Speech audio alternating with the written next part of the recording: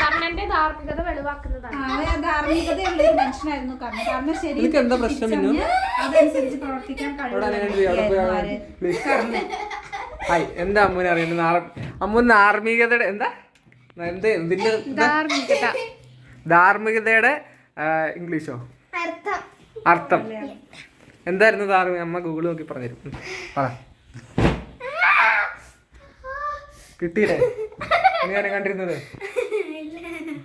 ആ ധാർമ്മികത ഇംഗ്ലീഷ് എന്നാൽ ശരിയും തെറ്റും തമ്മിൽ വേർതിരിച്ചറിയാനും ശരിയായ കാര്യങ്ങൾ ചെയ്യാനുമുള്ള ഒരു കൂട്ടം വിശ്വാസങ്ങളും തത്വങ്ങളുമാണ്. ഇത് ഒരു വ്യക്തിയുടെ സ്വഭാവത്തെയും പെരുമാറ്റത്തെയും നയിക്കുന്നു. ശരിയും തെറ്റും നിർണ്ണയിക്കുന്നു. നന്മയും തിന്മയും. ധാർമ്മികതയിൽ നന്മ, തിന്മ, നീതി, അനീതി തുടങ്ങിയ ആശയങ്ങൾ ഉൾപ്പെടുന്നു.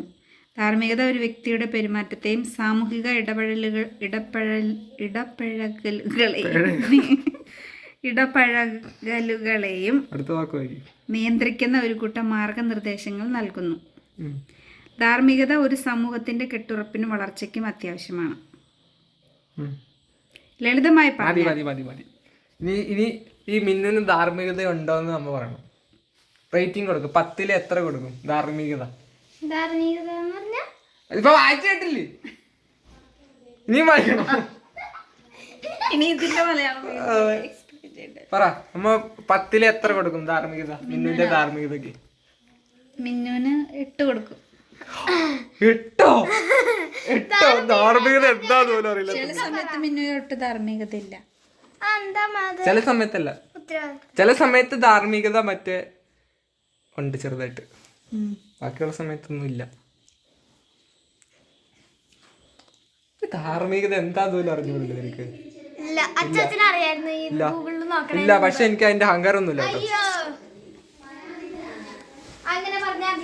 അതെ അതെ. അമ്മ ധാർമ്മികത അർത്ഥം കിട്ടിയോ? ഈ ധാർമ്മികത അർത്ഥം വെച്ചോണ്ട് മോൻ എന്ത് ചെയ്യാൻ പോവാ? ഞാൻ ഈ കർണന്റെ കഥാപാത്ര നിരൂപണം എഴുതിയതാ. കർണന്റെ കഥാപാത്ര നിരൂപണം. അയ്യോ വലിയ എന്ത് സംഭവം. എന്നിട്ട് കർണൻ എന്താക്കി? കർണൻ എന്താക്കി എനിക്കറിഞ്ഞൂടാ.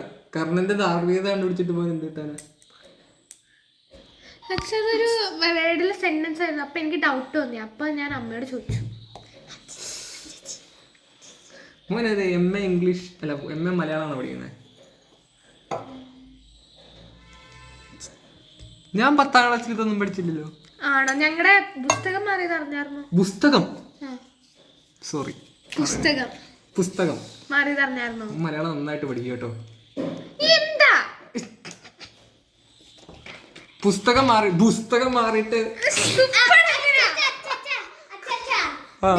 ഈ പേപ്പറിന് ഒരു പ്രത്യേകതയുണ്ട്. ഞാൻ കുറെ നാളായിട്ട് ഈ ചേച്ചി ഈ പേപ്പറിലാണ് എപ്പോഴും നോട്ട് എഴുതാറ്.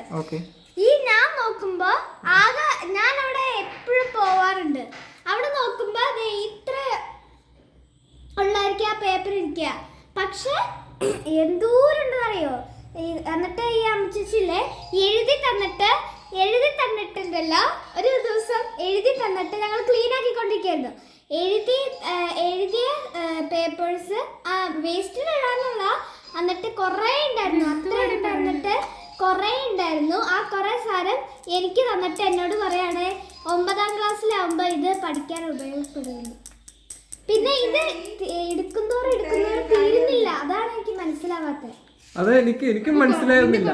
ആദ്യം തൊട്ട് ഒന്നും കൂടെ പറയാം. എനിക്കൊന്നും മനസ്സിലായില്ല. സത്യം മനസ്സിലായി. ഒന്നോടെ പറഞ്ഞു കഴിഞ്ഞാൽ പിന്നോട് ഉണ്ടാവില്ല.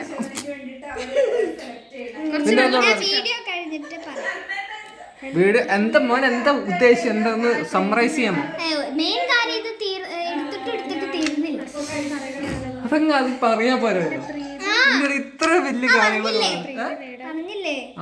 അത് ഫസ്റ്റ് ഇങ്ങനെ എല്ലാം നമ്മൾ ഷോർട്ടായിട്ട് പറയണം. ഓക്കെ, ഇങ്ങനെ ബീഫ് മുട്ടിക്കരുത് ആൾക്കാരെ. ഞാൻ ഇങ്ങനെ ശ്രദ്ധിച്ച് ഞാൻ ഉറങ്ങിപ്പോയി അവസാനം.